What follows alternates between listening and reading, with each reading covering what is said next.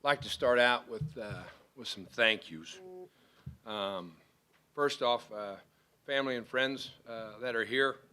Actually didn't count on that. It didn't dawn on me, but I appreciate you being here. I appreciate you being here at the first, and I appreciate you being here today. I'd like to thank Jamie Pollard for giving me the opportunity to be a head football coach, to give me the opportunity to be the head football coach at Iowa State. Somebody had to take a chance, and he did that for me, and I'm very appreciative of that. I'd like to thank Dr. Joffrey for his approval of that hire and the support that he gave me as we got this thing started. I'd like to thank the fans here at Iowa State. I've often said that they are the most loyal in college athletics. How do you define that? How do you say that about a fan base like other coaches, like other directors would? Well, this football program has been to 12 bowls in the history of the program. They've won 3. They have 2 outright conference titles that occurred in 1911 and 1912. But they keep coming back, and their support is never ending. I would think that would qualify for being the most loyal fan base in college athletics. I'd like to thank the countless loyal supporters that I've come to know as friends. Their support means a great deal to me. There's a bunch and too many to name, but you know who you are, and I thank you. The Cyclone Gridiron Club, specifically the late Mike Lacey, first president when I got here, Jay Chapman, current president of the Cyclone Gridiron Club, and the board.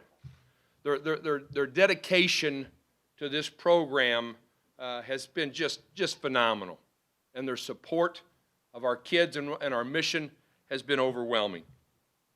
I'd like to thank our staff. It's been an honor for me to be able to coach and work with a group of people that are dedicated, talented, and loyal as any group I've ever been around. 7 years I've been very fortunate to work with tremendous people. Most of all, I'd like to thank our players, past and present, that have given their all for the Cardinal and Gold.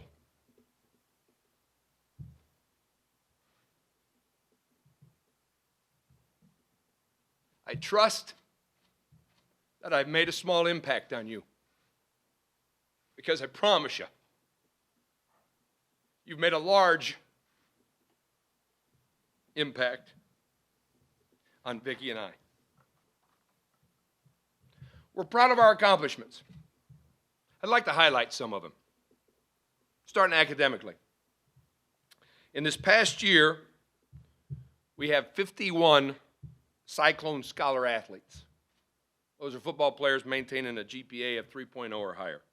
In this past year, the fall of 2014 to spring of 2015, we had 67 football players named to the Big 12 Commissioners Honor Roll. Just this year, this fall, we had 8 first-team academic all Big 12 performers, including our son, Jake Rhoads. Both the APR and the graduation rate of our football program are at the highest level they've ever been in the history of Iowa State football. In the community, just this past year, we've had 142 kids serving other people to the tune of 245 hours. Some of that community support was felt through hospital visits, Special Olympics, Relay for Life, Dance Marathon, Shop with a Cop, just to name a few things. And I know we've had a large impact in this community. On the gridiron, we were the first staff to go to and win a bowl in our first season. We were the first staff to beat a ranked opponent in 3 consecutive seasons. We won 3 games on the road versus ranked opponents. That's half of the all-time total here at Iowa State. We went to 3 bowls in our first 4 years. We've engineered the largest comeback in the history of the football program 2 years ago in Morgantown. We have the only win over a top 5 program in the history of Iowa State football. We set attendance records 3 out of the last 4 years. We have currently 32 games of 50,000 plus in Jack Trice Stadium. All these things we're extremely proud of. In the end, in a year that we've lost 6 games to teams that are currently ranked in the AP Top 25, it was not enough. Unfortunately, it's a bottom line business, and I fully understand that, and our staff understands that. When I left here in 2000 to take the DC job at Pitt, I was asked by many people, some here today, I was asked by many people, how good will this football team be in 2000? I said, this team will win 8 games. I missed it by 1. They won 9. The 2016 Iowa State football team will be bowling because we leave behind a great nucleus of talent, leadership, and commitment to what takes place on the football field. I'm sorry we won't get an opportunity to see that through. I wish that team and the fans nothing but the absolute very best. Lastly, I told her I wouldn't, and I saved it for the end. But I thank Vicki for her love and support through this time in all 7 years. She's always been in it, right in the middle of it, with the players. Wednesday night, she'll cook for the seniors for one last time here at Iowa State. And we'll have a heck of a meal, and we'll have a heck of a night. Thank you, Ben.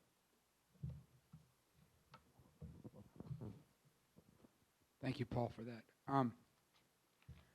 For many, many years before the Paul Rhoads era, Iowa State has had trouble winning football games consistently. You've seen it up close and personal. Why is that, and what can be done? Is there anything Iowa State can do in the future, moving forward, to see if that trend can change? Well, you're accurate, Randy, and you're talking about a lot of years. You're talking about a lot of years. The facilities here at Iowa State right now are phenomenal. And we have many people to thank for that, but certainly Jamie Pollard at the very top of the list. This Bergstrom football complex is out of sight, and it's a great recruiting tool. The expansion of Jack Trice Stadium also impacts recruiting. Certainly it impacts the fan base, I believe, more, but it's something that you can certainly recruit to. If I was to name a couple things in 2015 heading into 2016 that could impact the number of wins and where this program can go from here, it would be one that I've overstated in the last couple years, and that is the AD needs to support the head coach in getting parents and guardians to be able to be paid for to come on a trip to this campus. Because the people of Iowa and Ames and Iowa State are genuine and sincere and phenomenal. And when a recruit and his parents are on campus and they get a chance to experience that, you got a good chance that you're going to get them. I think the schedule, as it is right now, in the Big 12, with only 10 teams and a round robin of 9, is very difficult for Iowa State to be successful. Doesn't mean it's best for the league, but it would be in Iowa State's best interest to be in a 12-team league with 2 divisions and not having to play everybody. Scheduling overall has been brutal. 2 of our non-conference opponents this year have 1 loss between the 2 of them. One's 3rd or 4th in the country. One's in the top 25. The other school is in the FCS national playoffs, I believe. I saw a headline this morning. The schedule is brutal and difficult. We've always known that, and we've always played it and played it to the best of our ability.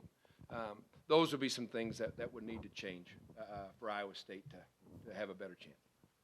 Paul, what have the emotions been like for you over these last couple of days? Raw.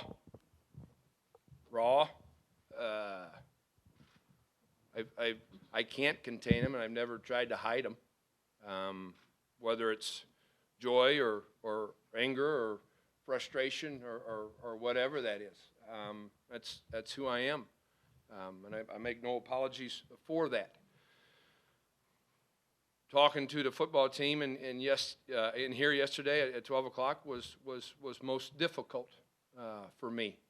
I think, in a way, it was difficult for our players. I believe that. I don't have to think that. I believe that. I know that. So yesterday was a challenging day. Anytime you're fired, it means you didn't complete your task, and we're not successful at what it is you were trying to accomplish ultimately. In this sport, that's wins and losses.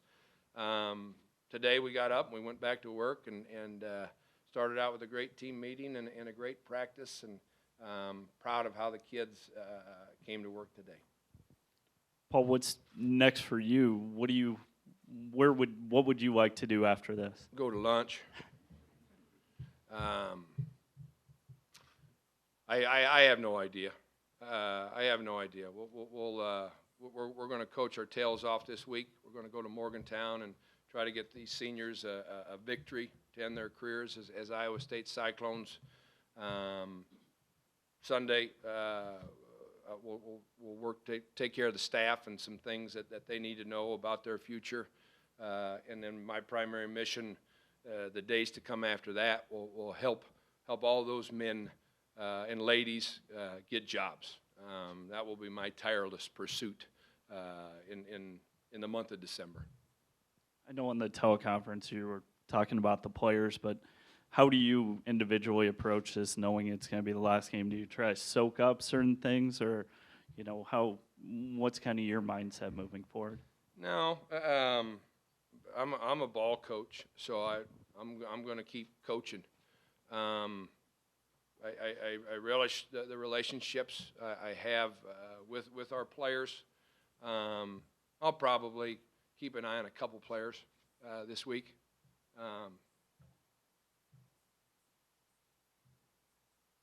See how they do. A couple specific ones. Coach, how did it come about for you to actually coach this final game? Was that something that you really pushed for? Was that? I was given the opportunity. Okay. I was given the opportunity, Chris. I'm no quitter. I would never have walked away. I wouldn't have walked away from the job, and I wouldn't have walked away from the opportunity to coach these young men one more time. Paul, in a warped way, you sealed your own fate. You could have left a few times for other jobs, yet you didn't. You knew, knowing how tough this job was. Why didn't you leave? I wondered if somebody would ask that, because I'm unbelievably loyal. And wanted to accomplish here at Iowa State what had never been done before. I gave you some highlights that we did, but I wanted more. And after 3 bowls in 4 years, yeah, betcha, I could have been gone. But I wanted to do what hadn't been done before. It meant a great deal to me to be able to provide that for the fans at Iowa State University. So I stuck around and continued to give it everything I had. In the end, it wasn't enough. One more thing now. if you get a sense that some of the younger players may be looking to transfer, what advice do you give them? That's a bad move. They're in a great place, Ames, Iowa, Iowa State University, with all kinds of people that support and care about them, with an opportunity to get their education and play football at the highest level, would not be a wise move for any of them to make. Coach, yesterday Oni was getting very emotional, talking about how a lot of other places didn't give him a chance, and that's something that he found here meant a lot to him, you specifically, and I think that's probably true for a number of guys. Can you just talk about those relationships, how those are different, because you're opening up avenues for some of these young men to show what they can do and have a path to their future. I think I'd made some comments after the Texas victory this year. Well, line up every one of our scholarship players from the state of Texas and find out which ones were offered by the University of Texas or the University of Oklahoma or the likes of those folks. And you'll get zero. You'll get none. But we beat Texas twice, and we took Oklahoma State down when they were number 2 in the country, and some other great accomplishments, because we've had a program that's been dedicated to developing kids, to helping them reach their potential, to take kids that we projected that could play and play successfully at this level, and brought them in and loved them and gave them an opportunity. And they've given back to us a great amount. And whether it be Oni or others, it's been an honor and a privilege to coach them each and every single day. Coach, with it being Thanksgiving week, what's it mean for you to be able to sit down with these seniors one last Thanksgiving meal? Oh, it's wonderful. Thursday we'll talk as a team about what it is everybody's thankful for, in a team setting. That will be great fun. That will be great fun. Wednesday night, it's a challenging menu that I got from them today. So she's got a lot to cook, and it'll be a great night for us too, to look back on all the fun times, and that's not limited to victories. There's a lot that happens within a football program 365 days a year, the week and Friday night in a hotel with the seniors and giving them an opportunity to speak one more time, and it'll be a great week for our team. Paul, is there a moment from your time here that stands out to you more than anything else?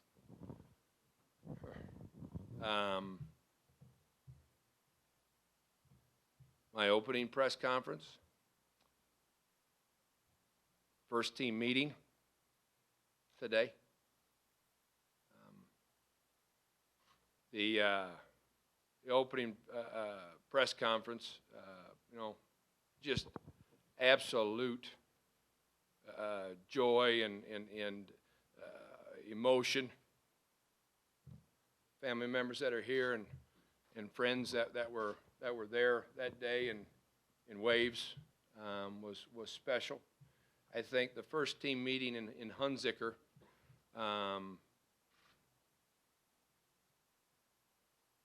one of the absolute greatest professional nights of my life.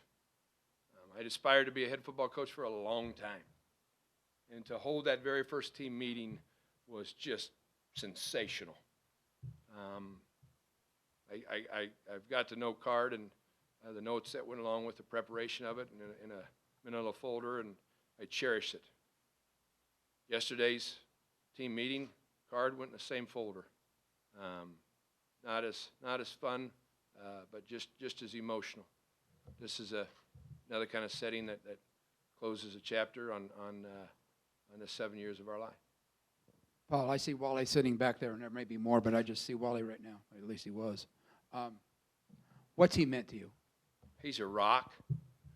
I told him yesterday, he's old school loyal. And this profession this profession's changed a little bit. I had 20 great years as an assistant and 7 now as a head coach. And in that time, this business, I should clarify, this business has changed. The profession is the best. There's nothing else I'd want to be doing than coaching kids. But the business has changed. And having somebody that's old school loyal, like Wally is and has been, whether it's with the staff, with me personally, with recruiting, with the kids, et cetera, et cetera. It's always been refreshing. I admire and respect him deeply. One more thing, Paul. How's Mike Warren and Trevor Ryan? Trevor's great. Trevor's great. Running around like the Energizer Bunny like he always does. Mike's a little sore, but confident he'll be back for Saturday. Coach, you referenced the state of the Big 12 with the 10 teams and the round robin, and then there's also the facility upgrades that you didn't really have when you first got here. So I guess weighing both, is this an easier job now or a more difficult job than when you got here? Well, it's not an easier job. It's not an easier job. It will never be an easier job. We've got so much more in place now than we had before, and I think the impact of that is largely seen right now. That team I referenced that won 9 games and went 9-3 and won the Insight.com Bowl was recruited off of blueprints and concrete and steel of the Jacobson building, which at that time was a fantastic upgrade for the program as well. 27 seniors were on that team, and they were the first class that were recruited to that new facility, and obviously a part of a group of players that led this program to 4 bowl games in 5 years. The recruitment to this facility and what will take place with the renovations of Jack Trice Stadium are seen on the field right now. Look at Brian Peavy and Alan Lazard and Jawan Wesley and Willie Harvey and Joel Lanning and so forth. Those are guys that we've recruited to the new.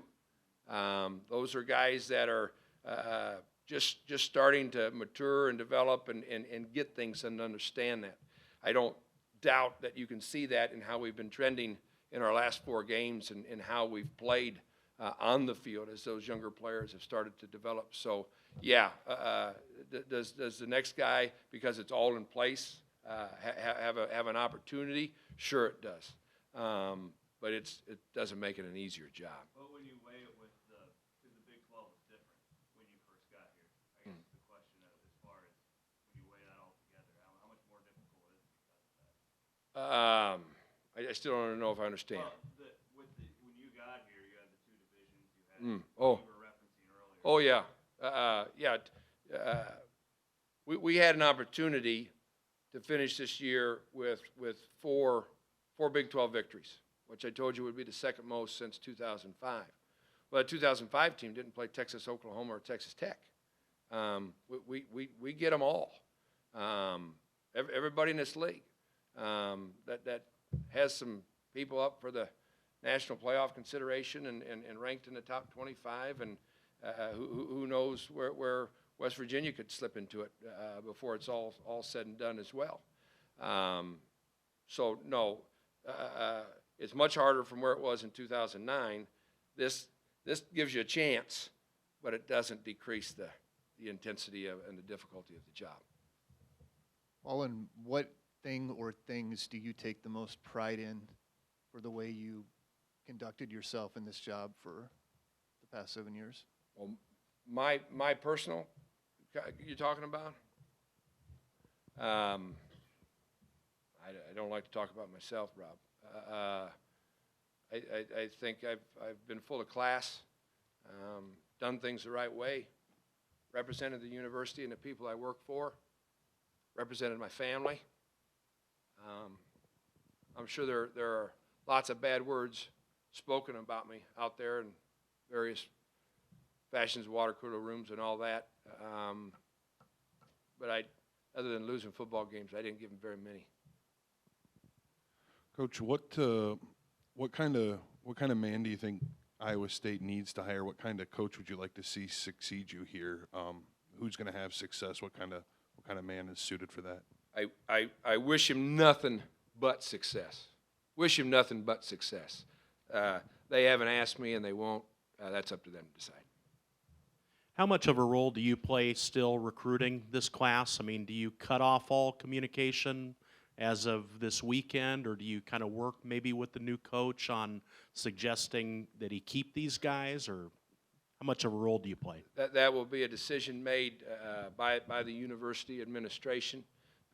When we got the job, all current commitments had already been told by the administration that their scholarships were guaranteed, and we proceeded along that way. Our recruits have been notified of that their scholarships and commitments are indeed guaranteed. But yeah, that will be the next staff's whirlwind to follow up with in December and January, and it will be a whirlwind.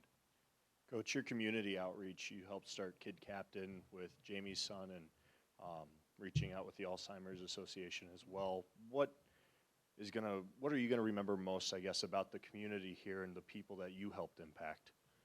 Well, 12 years. We've been in this community for 12 years. We've been blessed to graduate our two boys from Gilbert High School. Our youngest, Wyatt, was born here at Mary Greeley Hospital and got to come back and finish out his upbringing. And the community's made a huge impact on our family in that process. Ames is a great place to live and raise a family, and the opportunity for us to give back in that process in most of those things that I've mentioned has been very gratifying to us. Vicki and I have been firmly entrenched in this community, and we're proud of the things that we've been able to support in that time. You talked about some of the challenges that come with coaching here and in the Big 12. What's a realistic expectation maybe fans should have? You know what? I'll leave that alone. Reality and fans sometimes is very convoluted. I'll just leave that one alone. Coach, we've seen over the last couple of years, your guys' offense started looking a little different now than it did, 2-3 years ago. Did you learn something like halfway through your tenure where it made you want to go to where you're at now? And would you, going forward, if you were to give somebody advice on running this program, would you give them a specific piece of advice on that? Oh, I've learned a lot, Chris. I've learned a lot every year in this profession, and lessons as a head coach have been different than they were as a coordinator, as a position coach. But I'd like to believe I learn on a daily basis. Defensively, we switched from a four-man front to a three-man front, and we're excited about that change, and we're excited about the opportunity to go recruit players that fit it better than what we had to put in there initially that don't necessarily fit some of the spots. But that was something that had to change because of recruiting, because of schemes, and so forth in this league and at Iowa State University. Offensively, you can probably, with the right players, be successful with, whether it be pro style or spread, fast tempo, no huddle. I don't think, Bill right now is running the same offense in Manhattan that he was running with Colin Klein and Jake Waters and Lockett and some other guys. He had more success with some of those other guys in that offense now. It doesn't mean it's a bad offense. I think we made changes when they were warranted, and we took advantage of the changes that we made.